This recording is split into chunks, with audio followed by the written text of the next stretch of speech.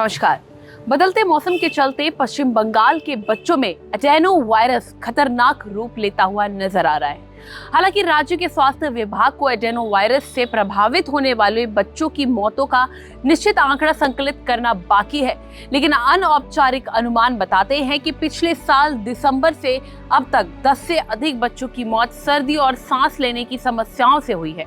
हालांकि राज्य के स्वास्थ्य विभाग ने डॉक्टरों, विशेष रूप से बाल रोग विशेषज्ञों के लिए एक सलाह जारी की है कि वो फ्लू जैसे लक्षणों के साथ भर्ती होने वाले बच्चों, खासकर से 2 साल या उससे कम उम्र के बच्चों का विशेष ध्यान रखें, क्योंकि वो एडेनो वायरस से प्रभावित होने के लिए सबसे कमजोर हैं।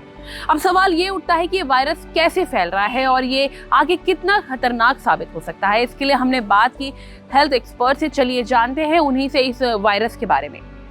एडिनो वायरस मैम, अपना जो नाम है वो एक एडिनोवायरिडी फैमिली से डिराइव करता है।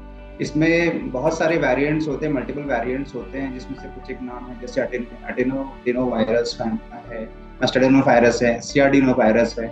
और यही सारे वायरस जो हैं आपके ज़्यादातर करके रेस्पिरेटरी इश्यूज कॉज करते हैं, बच्चों में भी और बड़ों में भी ज़्यादातर। ये जो वायरस है इनिशियली ये बच्चों में थोड़ा माइल्ड इन्फेक्शन ही दे रहा है, जैसे it is starting like sore throat दे रहा है बच्चों में, कफ दे रहा है, कोल्ड दे रहा है, उल्टियाँ हो रही हैं, दस्त हो रहे हैं, आंखों में कंजक्टिवाइटिस आजकल बहुत ज़्यादा आ रहा है बच्चों में। पिछले 1-1.5 महीने से हम ओपीडीज में भी देख रहे हैं। अगर आंखों का टाइम से इलाज ना हो तो केरेटिटिस नाम से इंटरनल आई को भी डैमेज कर रहा है, ठीक है।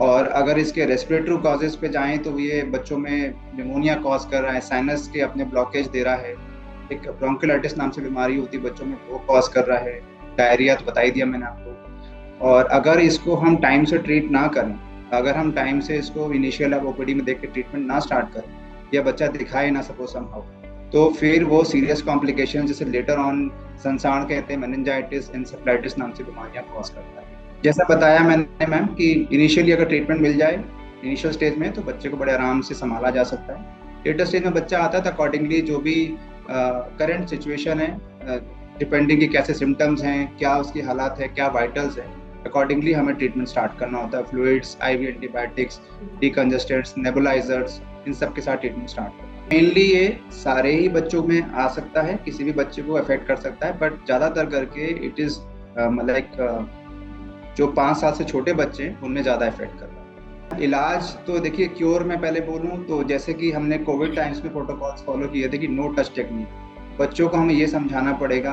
कि जब वो स्कूल जाएं तो यहाँ वहाँ जो सरफेसेस, टेबल्स, डेस्क जब वो टच करते हैं तो अपने फेस पे हाथ ना लाएं, अपना फेस टच ना करें, माउथ टच ना करें अराउंड द फेस एरिया। दूसरा, जिस भी बच्चे को कफ या खांसी या छींके आ रही है, स्नीजिंग हो रही है, तो आइडियली तो उन बच्चों को स्कूल नहीं भेजना चाहिए। समहाउ अगर बच्चा स्कूल गया, उसको वहाँ शुरू भी हो गया, तो हमको जैसे कवर द माउथ वाली टेक्निक जो होती है, जब खांसी या छींक आए हमें समझाया जाता है बचपन से, वो टेक्निक फॉलो करें तो वो स्प्रेड नहीं करेगा दूसरे बच्चों को, वो बड़ा इंपॉर्टेंट चीज़ है। और इसके बाद अभी तक देखिए एडिनो वायरस की कोई वैक्सीन तो आई नहीं, लेकिन अगर जैसे कहते हैं prevention is better than cure, initially जैसे मैंने बताया डिकंजेस्टेंट्स, हम अगर ओपीडी में देख रहे हैं बच्चे को ज़रूरत है तो एंटीबायोटिक्स भी दे सकते हैं, वरना नेबुलाइजर्स और इस पे पैरासीटामोल और जो भी ज़रूरी दवाइयाँ होती है सिम्टम्स के अनुसार बच्चे को दे सकते हैं।